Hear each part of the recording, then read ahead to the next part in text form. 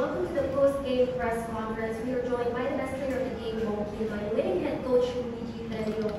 Coach Luigi, napakaaga during the first quarter and the injury si Akil. We know that he was brought to the hospital, so we hope for a speedy recovery for him. But how was the team able to regroup kaagad? And of course, yung efforts ng locals mo in stepping up and getting this win in the likes of Mom and Nunu. Yeah, I think Akil broke his nose. You know, we had him checked, so it's kind of funny that there was no ball made. But I think that kind of motivated yung mga boys namin. It kind of kept us sharp. We get that first quarter lead. Rain and Shine stuff. It's their first game. We know that they're a very, very deep, talented team. I mean, if you look at their roster, they've been improving to the draft. They've made some strides with the semis, and they're tough. Really proud of the guys, most especially Norbert Torres. Obviously, we traded for him to Rain or Shine. Norbert had a really big game. Our bench, obviously, Nu, Bong are the usual suspects here, but even si Jansen played well, Raymond played well. We needed those guys to step up because kulang nga kami, diba? We have 5 guys missing.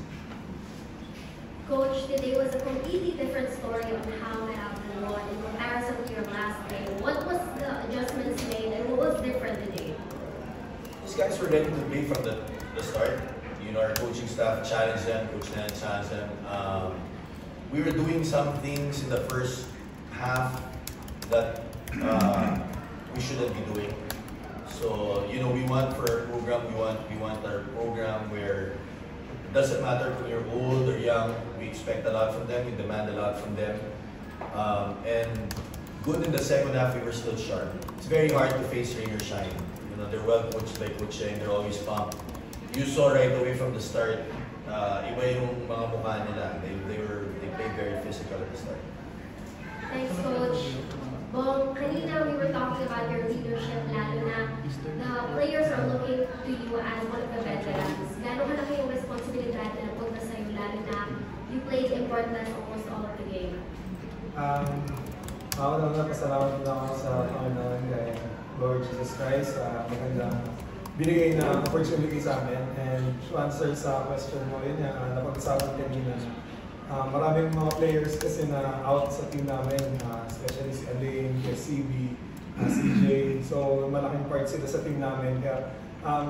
Kaya shoutout sa mga players, sa mga teammates namin na talagang nag-step up sa game na ito. Kaya gusto lang talaga namin maglaro, especially for Akil. Kasi isa siya sa sa lahat ng import na na-experience ko, isa siya yung talagang grabe magtrabaho sa practice namin, grabe i-push. So, yun yung mga bagay na dapat mong kunin para sa personal na growth. So ako, gaya na sabi lagi nila Coach Menal, Coach Luigi sa amin, ako, pwede na maging veterano, maging leader sa team namin. Kahit sino naman sa amin. Open kami, communication namin. So, kailangan lang namin gawin yung mga role namin and support each other. So, yun yung maganda sa team namin. Talagang kung may opportunity, gag-grab namin yung opportunity. Which is pinakita ng team, yung mga teammates namin na nag-step up talaga sila.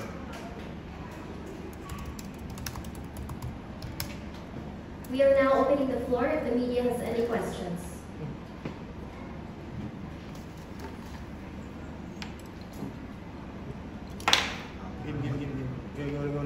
Coach, congratulations on getting the share the lead sa commissioner staff. Salamat. Coach, although maaga pa naman but in case na hindi pa si Akil, parang madali sa inyong ating kapalit since you got 2 imports sa ESL, si Ansel and DJ. Yeah, they're both ready. I think DJ is a nice guy to have also. I think he's played overseas, he knows the game, he's a different dimension. Akil will play with one leg. Playing with that guy, may mask yan, lalaro yan.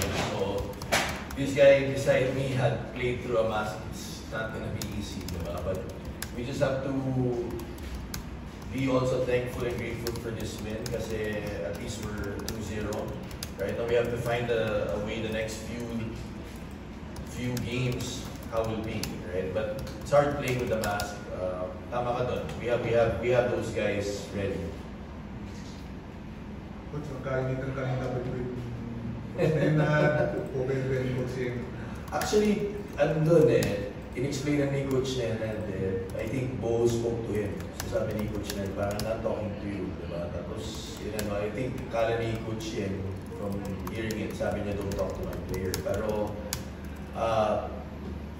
si Bo ang nauna doon So, kiss-kisa lang. I think Coach Ned just wanted to tell him na hindi siya tapos umalis sa akin. Mabait naman si Coach Ned, hindi naman siya, you can see naman he's not the type to do that, to talk to players, to talk to it's not in him. So, but again, ito yung kailangan ng PBA. Minsan you want guys like this na ayaw magpatalo.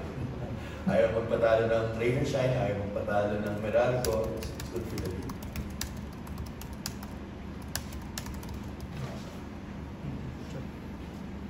Coach, the next few games, I think relatively light opponent.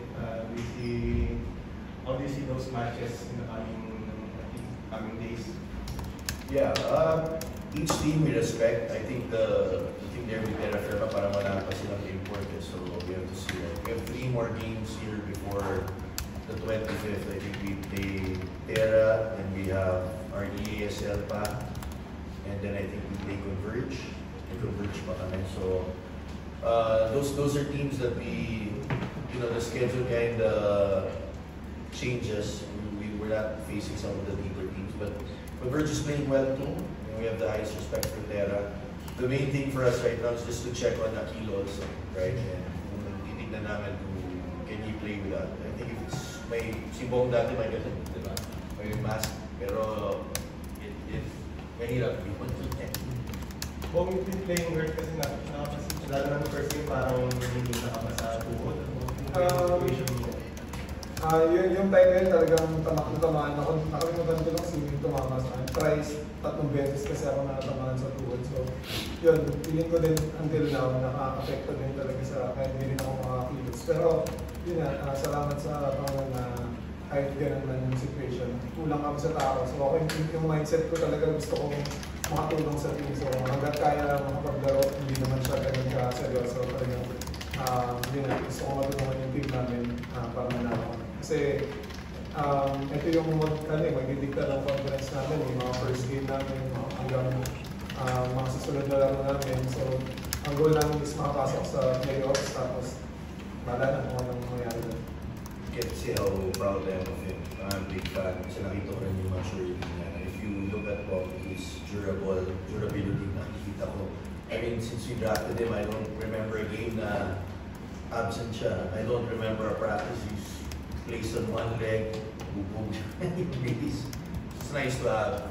If I'm looking not only as coach, he's been under Coach Norm, Coach Nena, me, but very proud of him, big fan. Just seeing the way he goes about everything. Baka makailong na. Kailangan mo On the way.